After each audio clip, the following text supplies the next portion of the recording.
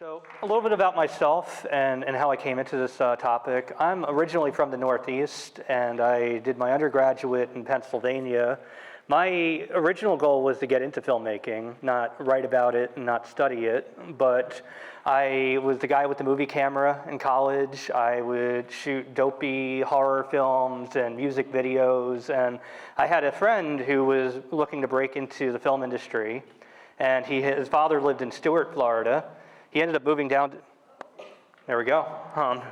He ended up moving down to Stuart after we graduated, and he started auditioning for Burn Notice, Dexter, The Glades, and we had a whole big premium television boom in the late 2000s and 2010s. And he looked a lot like the actor Robert Mitchum.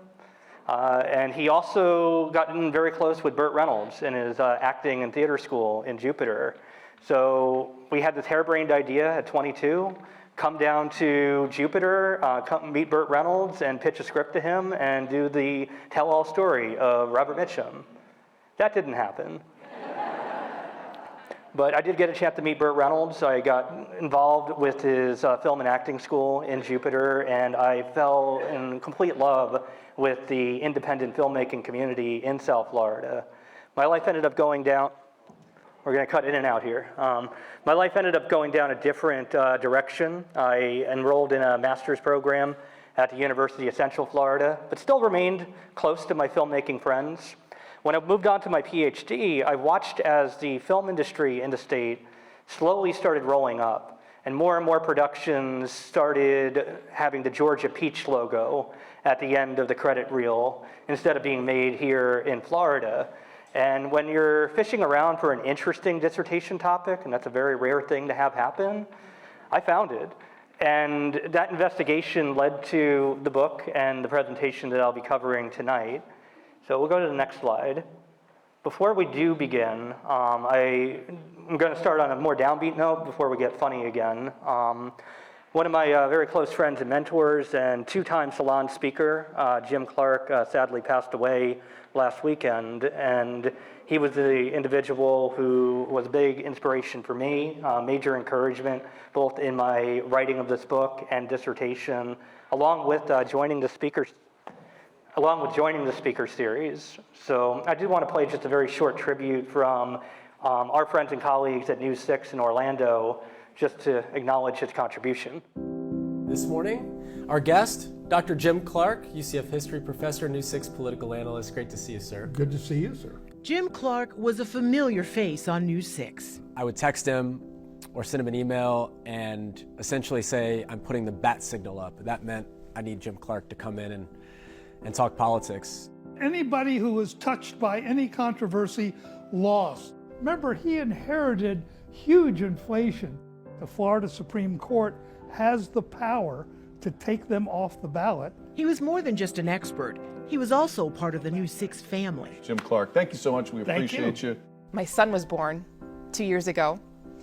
He did send me a card, and it touched me greatly. It was unexpected. We talked about family. We talked about how his family was doing, how my family was doing. He loved being a grandpa. It's one of his favorite things, and he would often show me pictures. And his son, he was so proud of his son, being an ESPN analyst. His son, Kevin Clark, made this post on social media today, saying in part, I lost my dad. Jim Clark was an old-school newspaper man and a legendary UCF history professor. He loved UCF so much, and he cared so much about the university and wanted to get that name out. Jim started at the University of Central Florida as an adjunct professor in 1986. He was amazing. He could hold a room. He would normally have 300 or more students a semester in his classes. To keep 300 freshmen interested in history for 3 hours at a time that Jim did is just incredible. Jim Clark was an institution here. In that time, he wrote 10 books, including Presidents in Florida, and most recently, A History Lover's Guide to Florida. He was just a nice guy to be around, and we're going to miss him.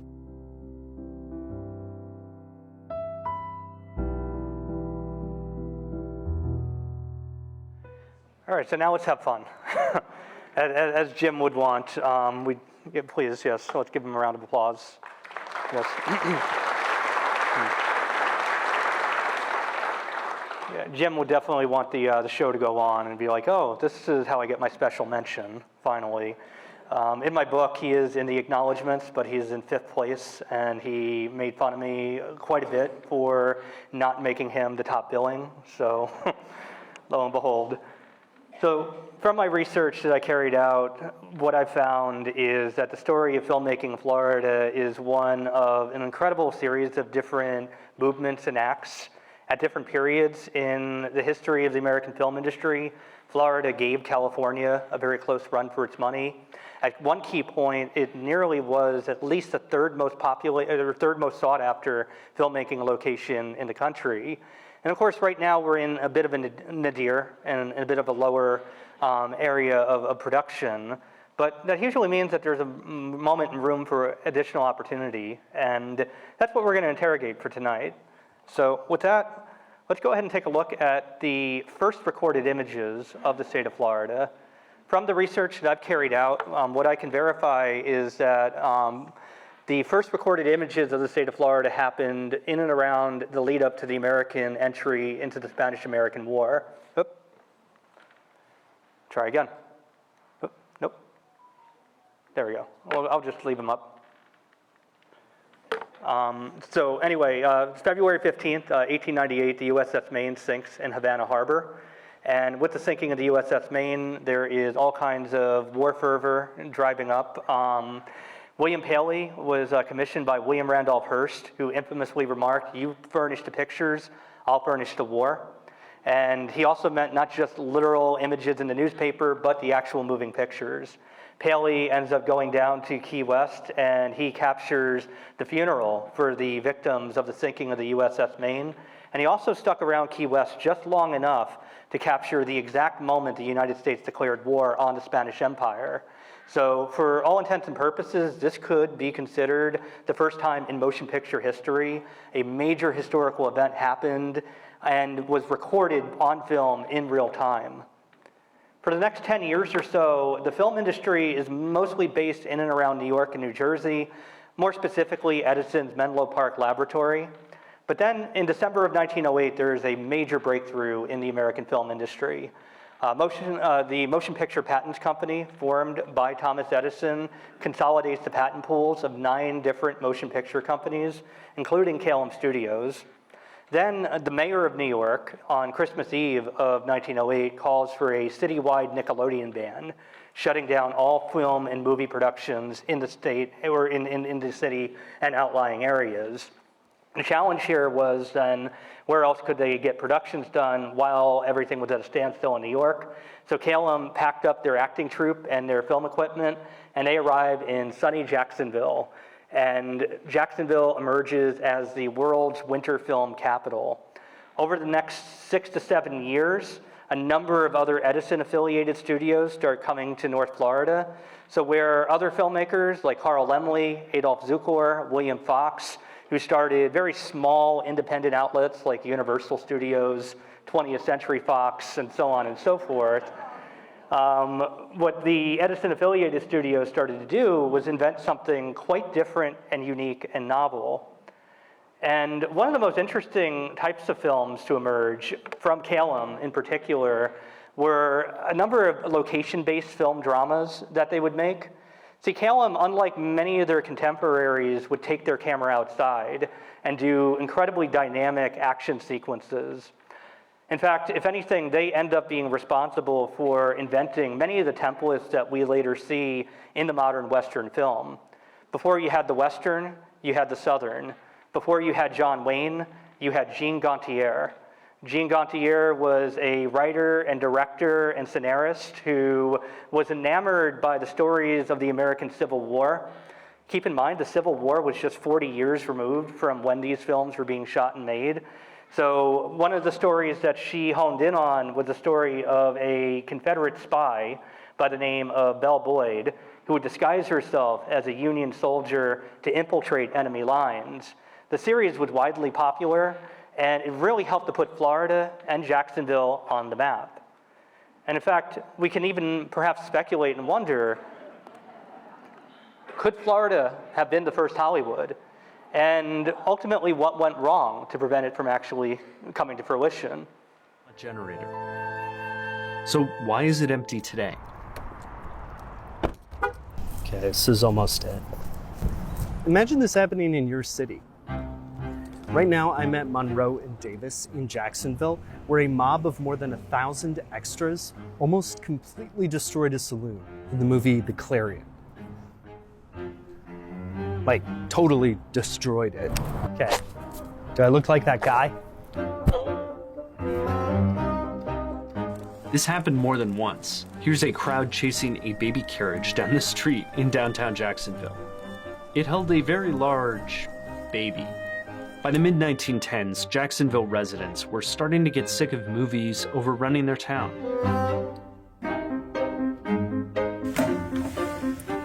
Jacksonville had extended a genuine welcome to film, like Vim Comedy and Eagle Film. The mayor was a film booster who thought film would bring a new era to Jacksonville. He had the support of every production company in Jacksonville, and the city was set to be a hub. He was up for election in 1917, a year after that big riot during the shooting of The Clarion. Businessmen were behind the mayor, and he asked the people of Jacksonville to vote for him and support the motion picture film companies he brought in. He lost. It was a vote against corruption, but also against the movies running wild through Jacksonville. During this time, Hollywood had grown a lot, despite being further away from New York. Mismanagement of companies in Jacksonville, World War I, and an influenza outbreak didn't help the Florida city. There was a lot of bad luck. After the 1917 election, a lot of studios closed up shop in Florida. The city had, in effect, voted against a future in movies. In the meantime, hit movies, like those made by legendary director D.W. Griffith, had made Hollywood a home for film. Hollywood was ready to be a movie town. Jacksonville couldn't make the jump. So that's just one part of the story. And from the research I carried out, one of my arguments in my book was it wasn't just a string of bad luck, but there was a broader political shift that happened in Florida in 1916.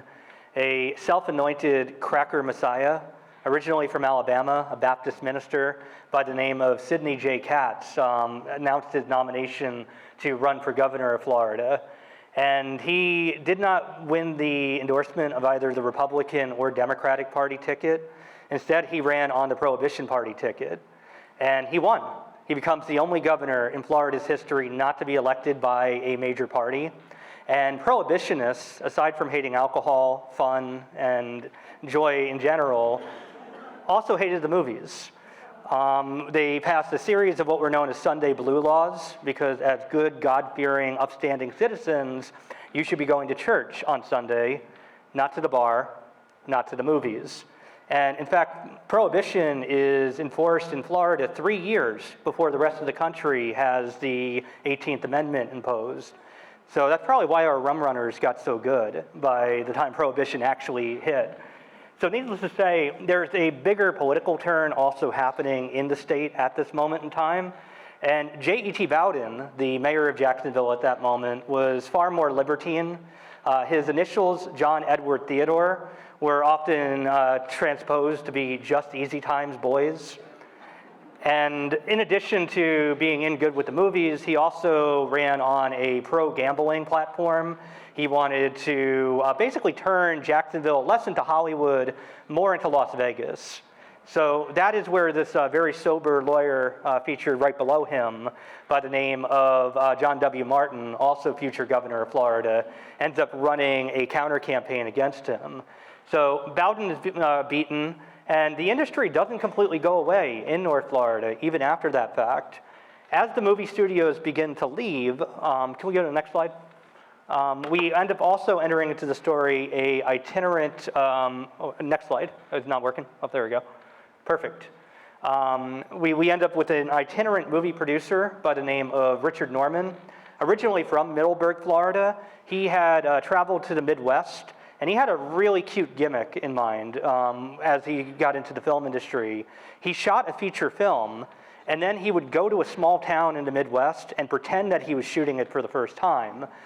And he would get the whole town super excited, and he would do a couple establishing shots of the town, get the mayor or the mayor's daughter to do a cameo, cut them into the movie, have a big premiere, make a whole bunch of money, cut them out of the movie, go to the next town, do the same thing. And he was based out of Chicago for much of this time, and it was about this moment that he had learned firsthand just how fascinated the African American movie-going audience was and how little filmmaking options they had available. So he ended up buying up the studio lots in Jacksonville at bottom dollar prices, and as a result, the Richard Norman Studios becomes the only studio in the United States dedicated to the making of race films. And we can go ahead and click the video. Richard E. Norman was a pioneering race filmmaker. Interestingly enough, he was a white man who was making race films. Race films are films that were intended primarily for black viewers, black audiences, and they used black actors and black themes and were shown primarily in race theaters. It's just beginning to come to the forefront, even among people who are cinema scholars. There's a very limited amount of material that has survived, and that's primarily because race filmmakers were not particularly well funded. They worked largely independently, not under the auspices of a particular studio. In order to know where we are today, we have to know where we were 100 years ago.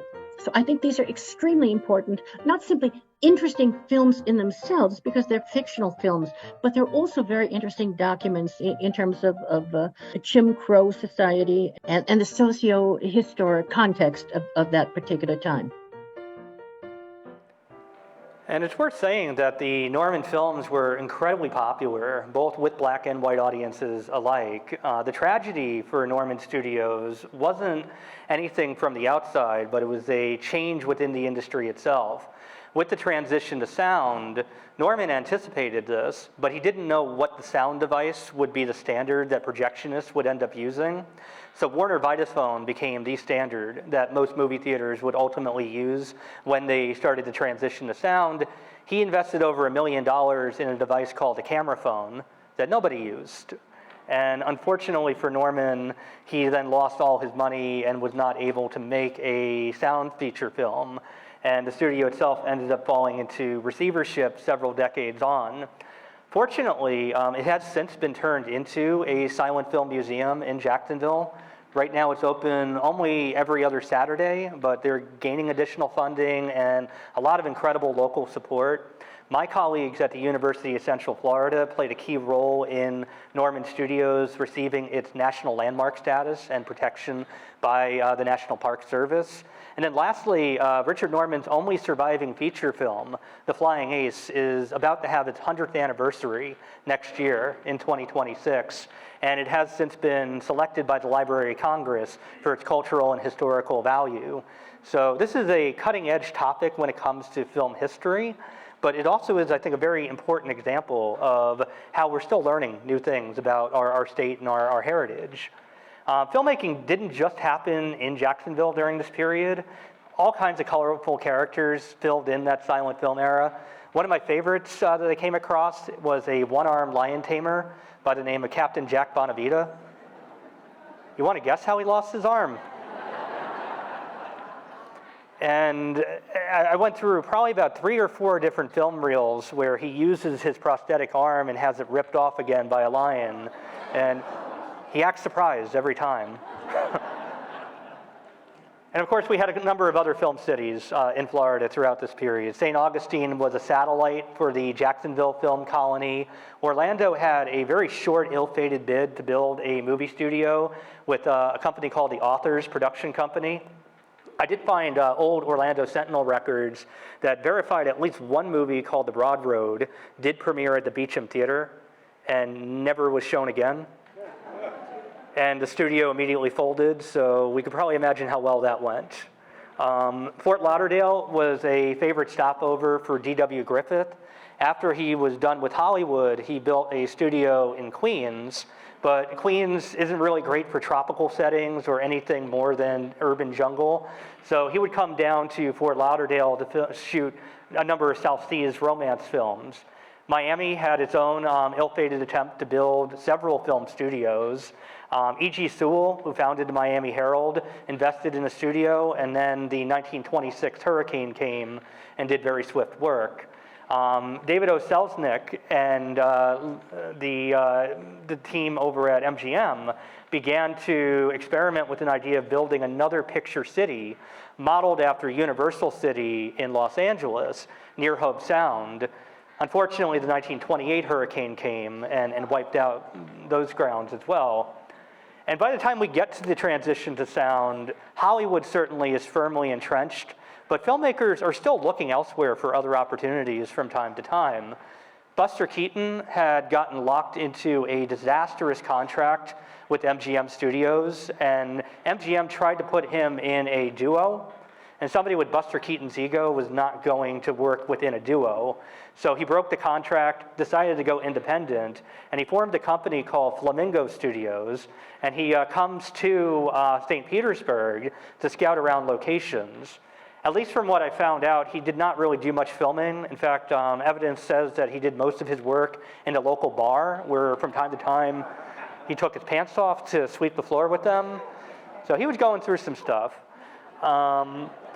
A disgraced Paramount producer, known for his love of drink and prohibition is now coming to an end, by the name of Aubrey Kennedy, also expressed interest in building a studio.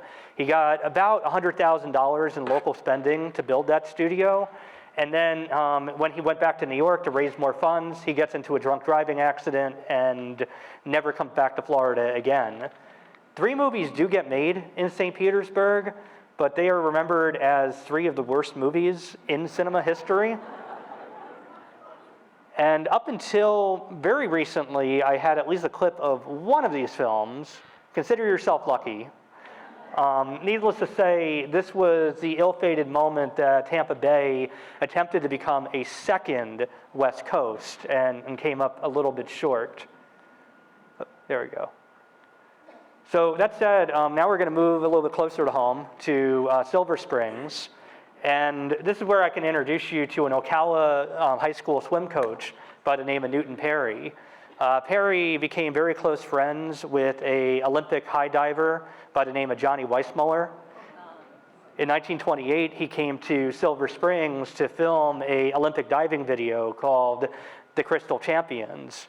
And after he became Tarzan the Ape Man and subsequent sequels usually need lower cost runs than their predecessors.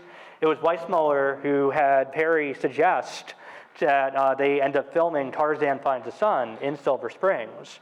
And this is where a notorious local legend soon began to circulate, that the macaques that continue to terrorize Silver Springs to this very day were set loose during this production. My research has since absolved the production of Tarzan Finds a Son, and I have this really fun news clip to explain why. And we'll go full screen for this one. We got to see the monkeys. During an afternoon boat cruise in Ocala, people found themselves in the middle of this. Dozens of monkeys go flying from a tree straight into the river. Just sounded like war going on back there. I mean, just crazy hooting and hollering and screeching and branches, and it was just the craziest thing I've ever heard. What you don't see before Matt Schwanke started recording is what he describes as a turf war between 2 bands of the Silver Springs macaques. One jumped off, and then the male started shaking branches, going up there and shaking branches, trying to shake them off the tree. And then I started recording, and it was the craziest thing. Folklore suggests the macaques were left in the area after the filming of Tarzan Finds a Son in 1939. But according to University of Florida researchers, the primates were brought in years earlier by a local boat tour company as an attraction. While this is a rare sight, a few years ago, a kayaker took this video showing the monkeys jumping into the river just feet away from him. A lot of people go searching for the monkeys, but Schwanke has a warning for anyone planning to get close. Don't show your teeth. That'll irritate them if they're just doing their own thing and you start making monkey noises and showing your teeth. Obviously, that's going to irritate them, especially if one of the dominant males see you doing that, they're going to throw something at you. Connor Sounds like Hansen, he's speaking from Fox experience. 35 News. So macaque attacks or not, Silver Springs becomes a cutting-edge location for pioneering, inventive filmmaking. Newton Perry, of course, later would found Weeki Wachee Springs and be the lead conductor for the famous Weeki Wachee Mermaids.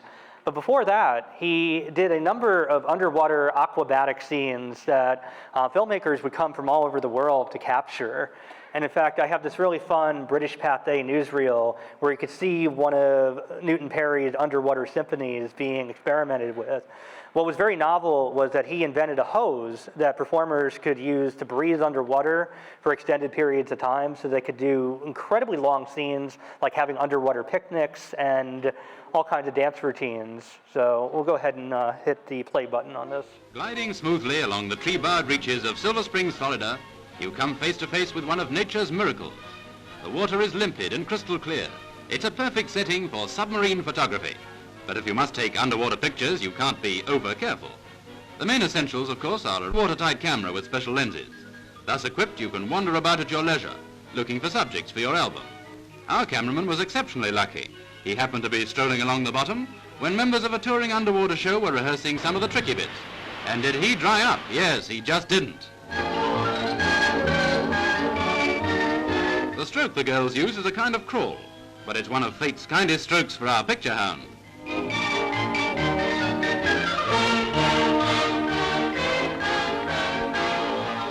The first step in the training of the underwater actor is the bobbing exercise. After inhaling through the mouth at the surface, you breathe out through the nose as you go down. In other words, you bubble, bubble.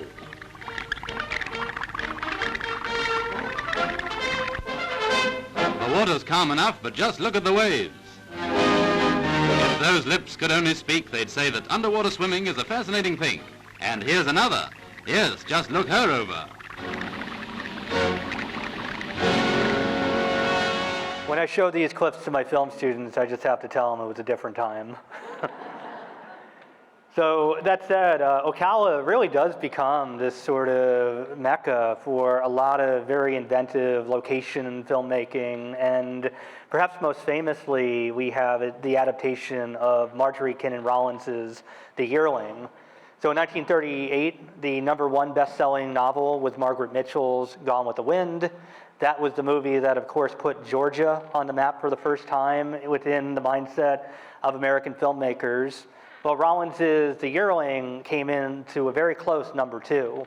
And MGM ended up buying the rights for The Yearling at the same time that they bought the rights for Gone with the Wind. And the plan was to produce The Yearling right after Gone with the Wind. And Rollins had the condition that if they were going to adapt her book, it had to be shot in Florida. It had to be filmed in the scrub and had to capture the real essence of the real Florida. The problem was that it turned into a logistical nightmare. Even though Victor Fleming, the same director for Gone with the Wind and Wizard of Oz, which he filmed the same year, and somebody who was no slouch when it came to filmmaking, ultimately had such a difficult time with the production that he left partway through. And in fact, I'm going to let Claude Jarman, who played the role of Jody, describe just some of the other major logistical challenges that went into the making of The Yearling.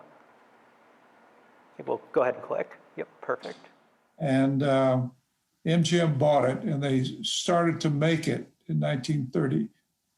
1938 or 39, with Spencer Tracy having the lead, and the young boy was somebody from Atlanta. But it was a production that had a lot of difficulties at the beginning. It was hot and humid. The deer was growing up. The kid grew up. Everything was really working against it. And I understand that Spencer Tracy hated the part. He didn't feel good in it. So they had Victor Fleming, who was coming off Gone with the Wind, so the top director in the world, and they shut it down, which was highly unusual. And then they revived it in 1945 because they still had a big investment in the production, and they asked Clarence Brown, who was then one of the top directors at MGM. He'd done a lot of the Garbo films. He had just done The Human Comedy.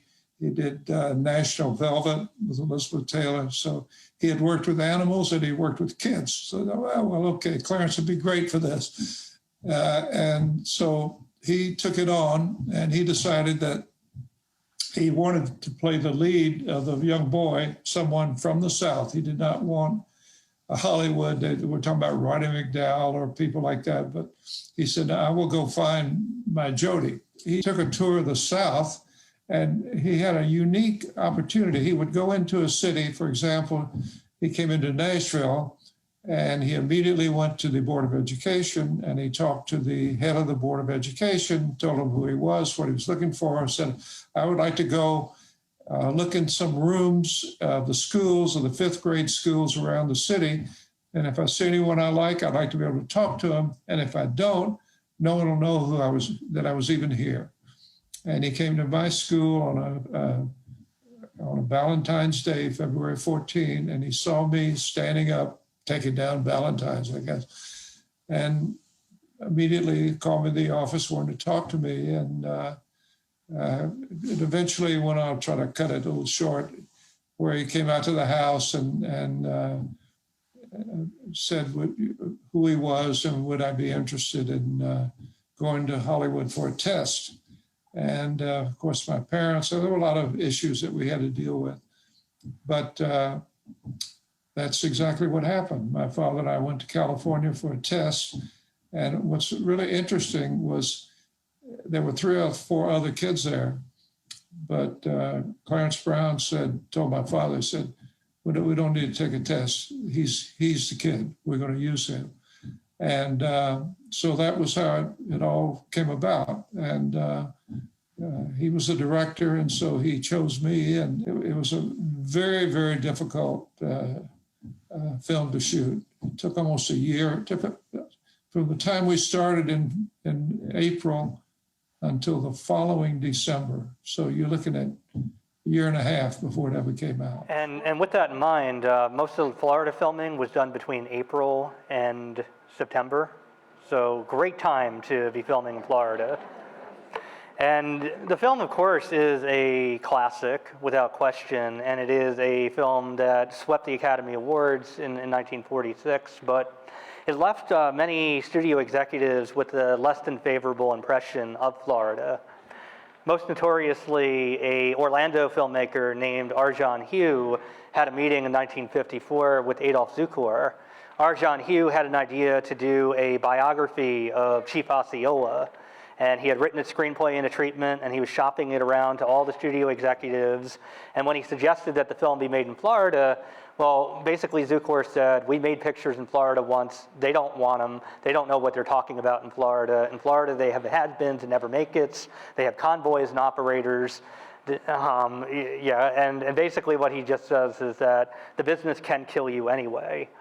And it's ironic because Adolph Zukor was 103 years old when he died. So, again, just interesting. Arjan Hugh did not listen to Zukor.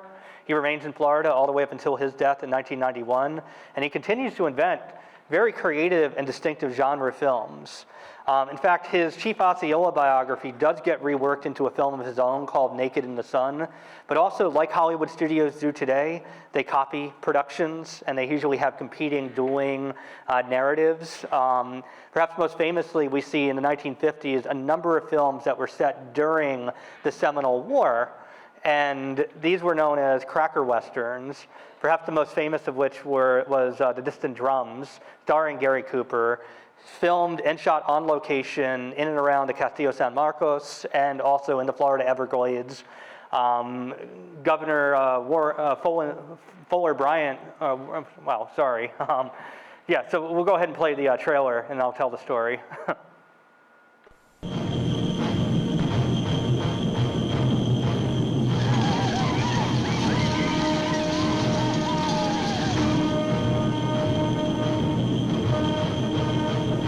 Across the Florida Territory, ablaze with the long and bitter Seminole War, the famous jungle fighter, Captain Quincy Wyatt, leads a battalion over the peninsula to the Gulf of Mexico to destroy a Spanish fortress and bring the conflict to an end. But with his mission accomplished and a beautiful hostage in his charge, a new threat faced Captain Wyatt. For Okalon, the great Seminole chief had cut all avenues of escape but one. Wait! Now you die! And never did a man face a greater challenge. For the only retreat was to cross the wild, steaming, swamp-ridden Everglades. Ahead lay the unknown jungle, dark, weird, beautiful, deadly. Here was the constant menace of mutiny, the greater danger of a reckless woman, the ever-pursuing Seminoles, driving them deeper and deeper into this trackless green inferno. So they became a lost battalion in a lost world. We ain't running anymore. We're gonna stay right here and we're gonna fight. All right, come on, go right to it. Bringing dynamic force to this giant of all adventure stories is Gary Cooper as Captain Wyatt, Maury Alden, fiery new star, as the prisoner of war, who became a captive of love. Ogala, come out of hiding and face me where I meet all crocodiles, in the water. Meet me with your own weapon, the knife.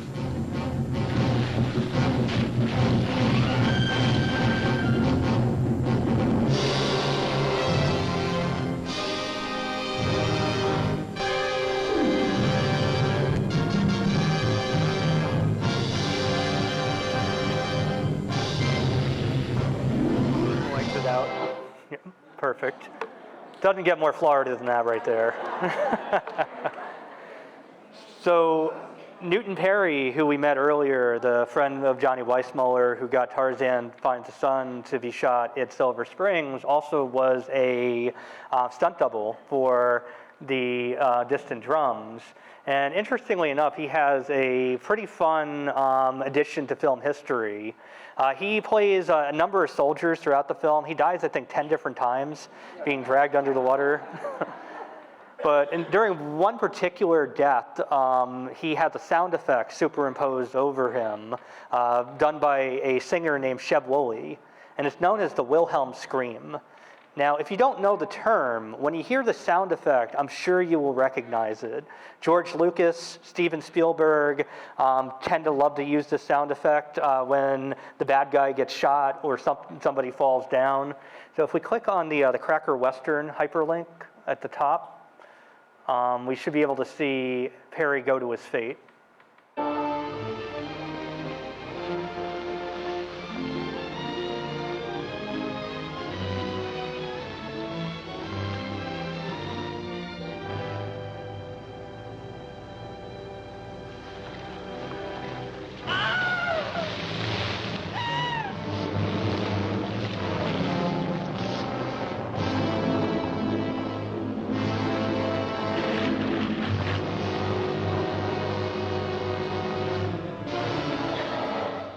More convincing than Jaws. Thank you. So this is one that we all come for when it comes to Florida history. And I had the very good fortune to interview Rico Browning and Ginger Staley before they had passed away. And their contributions and stories were a big part of my book and my research. The Creature from the Black Lagoon came from a dinner party that Orson Welles had hosted. After he had finished Citizen Kane, he went down to Brazil to shoot a documentary, and he had learned about a local legend of a swamp monster that would emerge once a year and kidnap a local woman to take back as his bride. Director Jack Arnold was at that dinner party, and he was inspired to create a new monster to contribute to the fledgling Universal Monster series. In fact, Universal Studios itself was nearly about to go under. So Creature from the Black Lagoon is widely considered to be one of the films to help revitalize Universal Studios and bring it back into the mainstay of Hollywood. For that matter, too, Florida once again comes into the framework. Now, Newton Perry, by this point, was too old to serve as a stunt double. He had got injured during the production of Distant Drums. So he passes the torch to a protege of his, a lifeguard he had hired at Silver Springs, and a performer at Weeki Wachee Springs named Rico Browning. And in fact, he asked Rico Browning to pick up the producer and director at the airport. And well, the rest is going to be movie history. It Came from Outer Space had been produced in 3D, a process then at the height of its popularity. Since no 3D film had yet been shot underwater, it was a foregone conclusion that the Black Lagoon would literally leap off the screen. It's almost impossible to explain to a young viewer what it was like to see a 3D movie during the heyday of 3D films. And envision, if you will, that you're sitting in an audience and suspended before you is a three-dimensional cube of water. Remarkable how vivid that was. 2 interlocked cameras photographed each scene from slightly different perspectives. The lightweight underwater version of the 3D rig was specially designed by cameraman Scotty Welburn. In theaters, precisely synchronized projectors overlapped the images, which were fused into 3 dimensions by the use of polarizing filters. This was a projection filter that would have been used for one of the 2 projectors. The light would pass through this filter, be polarized, and then reflect from the silver screen. And then the audience would be wearing these type of Polaroid glasses. So each eye would only see the image coming off either the left or right projector. And that's what was utilized to achieve the 3D effect. Since the screenplay insisted on an object for the creature's affection, it was only appropriate that Universal ingenue Julia Adams, later known as Julie, was one of the first performers to be cast. Well, in those days, the studio simply assigned us movies to do. And when I was assigned this picture, I thought, oh no, I'm not to do a horror picture, whatever.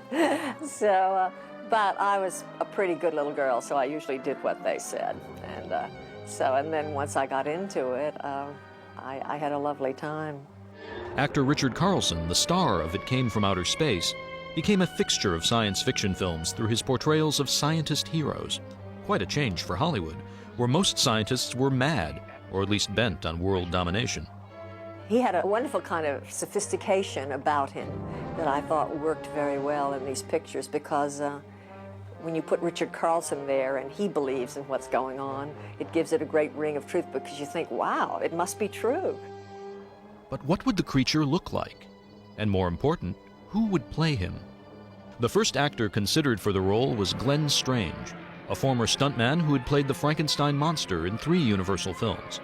But Strange didn't consider himself much of a swimmer and turned the part down. Rico Browning was a college student at the time Universal began scouting underwater locations in Florida. And someone suggested to Universal, or to the producer, William Allen, I believe his name was, that Wakulla Springs would be a very good location for the creature to be filmed. It was a very eerie-looking place, mainly because Ed Ball, who owned it, had protected it over the years, and it was just totally undeveloped as far as civilization is concerned. So Jack Arnold and Scotty Welburn, who was the cameraman, I picked them up at the airport, took them to the Springs, and showed them around, and they liked what they saw. And Scotty got his underwater camera out, and he asked me if I would swim in front of the camera so they could get some perspective as to the size of logs and people and fish and whatever in the grass. And I said, sure, so I did. I'd say it's a couple of weeks later, maybe 3 weeks, I got a call from Jack Arnold, and he said, we like the way you swim. He said, how would you like to be the creature of the Black Lagoon? I said, well, I don't know what it is, but fine.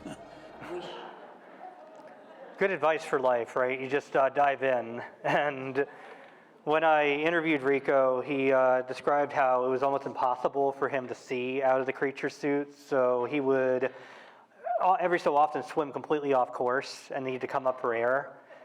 Keep in mind, the movie hasn't come out yet. So when he would come up on the beach and you had people having a picnic, just another day in Florida, right? The Inverness Courthouse became another location that was sought after in the Ocala area.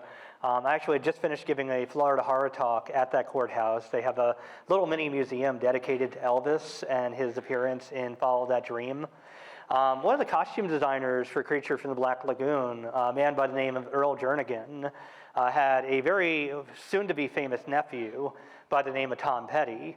And when he brought Tom Petty to see the production of Follow That Dream, Petty wrote about it in his autobiography as the exact moment that he was inspired to become a rock star. So we have Tom Petty's career to thank as a result of Florida's filmmaking industry. We'll try the next slide. Oh yeah, this was a fun little side story. Winter Park had a very short, ill-fated attempt to build a production studio. A TV show called The Beachcomber was shot for one season at Shamrock Studios in Winter Park. A number of industrial films and commercials were filmed there, and it was run by a father and son producer duo, Thomas and Wilbur Casey. And their idea to have their big breakthrough in the industry came after the Cuban Revolution. They wanted to do the tell-all biography of Fidel Castro. They even managed to recruit Nat King Cole to play one of the lead roles. Sadly, Nat King Cole passed away of lung cancer before even pre-production began, so recasting had to start again. And then they actually managed to secure permission from the Cuban government to film on location, until the camera crews came and all their equipment was seized, and the production team was then promptly arrested by the Cuban government. And a year and a half before the Bay of Pigs, it turned into an international incident. A South Carolina senator had to order the evacuation of the production team, and the $1 million worth of equipment that Shamrock Studios had invested in the production of the Castro biography was lost, and so was, sadly, the studio. Some other very interesting, colorful characters began to emerge in the 1960s. Herschel Gordon Lewis, since we're close to Halloween, is another one I want to put a little bit of a spotlight on. He became the godfather of gore. And we're in this transition point where the Hays Code has now been dismissed and far more explicit horror films were being made. His first breakthrough film, a movie called Blood Feast, was shot for less than $20,000. And he helped to budget part of the film by shooting most of it at a hotel in a very sketchy part of Miami. And he agreed to allow the hotel owner to allow people to buy tickets to watch the production in real time, and also volunteer to be victims for that gore fest. In fact, Blood Feast has a pretty dubious reputation among horror film buffs, if you will. Even Stephen King himself ends up remarking that it was one of the most revolting things that he had ever seen. So the actor himself said the movie had a weird aura. And Herschel Gordon Lewis, for his part, he describes it as nothing more than a Walt Whitman poem. It's no good, but it was the first, and that counts for something. Meanwhile, in South Florida, some very interesting pioneering filmmaking work is also then being done. Rico Browning's career takes off after Creature from the Black Lagoon, and he gets a role as an underwater stunt double for Ivan Tors' Sea Hunt, starring Lloyd Bridges. When Sea Hunt came to an end, Rico Browning was at sort of a career and life crossroads, and he had an idea to write a novel about a boy and his dolphin. You may see where I'm going with this. And he had a very difficult time getting support from publishers. So he reached out to Ivan Tors after Sea Hunt finished, and he asked Ivan Tors to write to the publishers and just say that he is interested in making a movie, nothing else. He sends the treatment to Ivan Tors. He calls Rico Browning and he says, forget the book, let's make a movie. And with that, Flipper was born. And the movie became a TV show, and then the TV show led to the creation of Ivan Tors Studios, which became the premier filmmaking center in South Florida. Now, Ivan Tors had a bigger vision than that, and that was to make his film studio an active movie set that visitors could watch productions in real time, and also an amusement park attraction. Since many of his movies and TV shows had animal themes, so Flipper, Gentle Ben, Zebra in the Kitchen, so on and so forth, he also invested in Africa USA outside of his studio and wanted to create an active theme park where moviegoers could ride the movies. So 30 years before Universal Studios comes to Florida, Ivan Tors had that vision. Sadly, somebody else had that vision, and we'll take some of those ideas away from him. South Florida gets even more crowded in 1964 when Jackie Gleason convinces CBS Studios to build a adjoining studio next to Ivan Torres' studio, next to his favorite golf course, of course. And Jackie Gleason was deathly afraid of flying. He traveled around the country by train. That was one of his conditions in his contract, was that studios had to finance a special train to take him from Los Angeles to Florida. And, well, he arrives in Florida in only the way we could imagine Jackie Gleason would. Jackie Gleason decided he didn't want to do a show in New York. He wanted to do it in Miami. When we're doing the Honeymooners, I had a big contract for that for 2 years. And after the first year, I said I didn't want to do it. And they didn't believe me. They thought I had a job somewhere else. And finally, they realized that I just didn't want to do it. And when they approached me to do another show, I was in California making a picture, and I said, all right. I said, but I want a train that goes to Florida, because I had come down here and played golf and liked it, and I figured, might as well go to Florida and do the show, play golf all the time. And they went for it. What was on that train? Everything.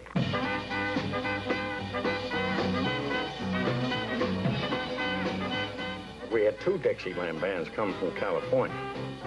They would spell each other. I'd say don't take 5 miles. And parties went on 24. I found out that I couldn't attend the parties. Were there girls on that train? Was there girls? There certainly were. And they were very, very nice girls. Nothing untoward happened. It might have been because the berths were too small, but regardless of that, nothing happened on that trip. I do wonder how he knew that, though. So as I mentioned, there's another big turning point soon looming for Florida history. It actually started a little bit earlier on November 22nd, 1963. So as John F. Kennedy is killed in Dealey Plaza, Walt Disney is flying over Ocala National Forest, and he sees the newly constructed Interstate 4 and Florida Turnpike intersect at this perfect X that marks the spot. And it's there that he realizes this is where his whole new Disney world will then be built. Project X is eventually unveiled, and Disney will dedicate the last 3 remaining years of his life to its construction. He passes away in October of 1966, but he briefly is resurrected in February of 1967. His brother, Roy Disney, calls for a premiere for the last recorded image that we have of Walt Disney, where he unveils his vision for both Disney World and his experimental prototypical City of Tomorrow. Governor Claude Kirk, along with about half of the Florida legislature, attend this premiere in Winter Park, and it completely transforms the destiny of the Florida tourism industry and perhaps the state itself. One of my colleagues, Gary Moramino, measures Florida history as AD and BD as a result. And of course, this had a big impact on the film industry because the legislature now has invested in tourism and tourism infrastructure, and movies begin to fall by the wayside. So in the early 1970s, when a newly elected governor in Georgia named Jimmy Carter makes the pledge to invest in the movie industry with the same vigor as Japanese zipper making and Northeast bed making, whatever that means, he manages to be quite successful. Movies like Deliverance, Gator, you name the Burt Reynolds vessel of the 1970s became box office smashes and also incredible financial boons for the state of Georgia. As a result, filmmakers and movie lobbyists eventually formed a film lobby group to work with Governor Ruben Askew to try to compel additional productions to come to the state. Eventually, that is so successful that Governor Bob Graham, who follows in the wake of Ruben Askew, makes a series of what he called official state missions to California. Over the course of his 8 years as Florida's governor, he makes an ardent campaign as a movie booster for the state. And as a result, we see the creation of the Disney MGM studios, Universal Studios, and by the end of his governorship, Florida was the 3rd most sought after filming location in the country and was giving New York a good run for its money. Not all the films that were made were hits. And some, of course, ended up asking a lot of the towns and communities that they were in. Perhaps most infamously, we have the story of Honky Tonk Freeway, the second most expensive movie made in 1981, next to Indiana Jones and Raiders of the Lost Ark. And the problem, though, is that Indiana Jones and Raiders of the Lost Ark made a lot of money back, and they made a lot of sequels after. Honky Tonk Freeway, well, as you'll see, did not. So Highway 441 stayed on the outskirts of Mount Dora. But in 1981, another highway came right through downtown. This time, it was the Honky Tonk Freeway. Hollywood came calling and transformed Mount Dora into the fictional community of Ticklaw. This movie, Honky Tonk Freeway, comes to town. William Devane's going to be the star. Jessica Tandy's in it. I think Hume Cronin is in it. Howard Hessman is in it. All these big B and A-level Hollywood stars are coming to town. City Council signs off on it. You know, if we've got this director and these actors and this $25 million budget, which at the time was a lot, they're going to come to Mount Dora and we're going to give them carte blanche. We're going to make things happen for them. A subplot in the movie required Mount Dora being painted pink. Hey, sounds good to us. These folks are from Hollywood. They let them paint the town pink. Another subplot of the movie is an elephant called Bubbles is going to water ski on Lake Dora. So they do it, and they have this movie patched together, and the movie comes out, and it's a complete bomb. They didn't have a theater in Mount Dora to show it, so they got the Tropic Twin Theater up in Leesburg. The movie premiere is going to be there. Honky Tonk Freeway, Hollywood celebrities, Governor Graham's senators, there's congressmen, and they sit down to watch this movie, and it's like, this is going to be great. Everybody hated it. It's one of the funniest / saddest, stories in Mount Dora history. Which we could definitely say, to a degree, sums up Florida film history as a whole. Another one that was quite interesting was Jaws 3D. So Jaws 2 was also shot in Pensacola. It was still set in Martha's Vineyard, but for Jaws 3D, Roy Scheider himself said that Mephistopheles himself could not convince him to do the film after he read the script. This time the shark is set loose in Orlando SeaWorld, and a very young Dennis Quaid plays Roy Scheider's son, and the young Brody, and well, he has to stop the shark from wreaking havoc.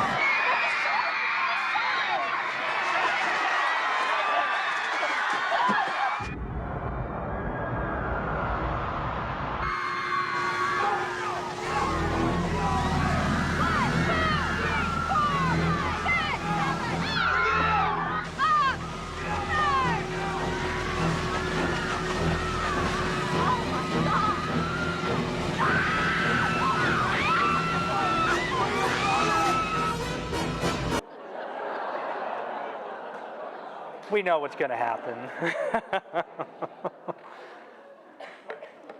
So sometimes films are coming to Florida also for some of the less than savory reasons. For example, the National Lampoon's team, after their hit Animal House, wanted to do a golf comedy set in the Midwest.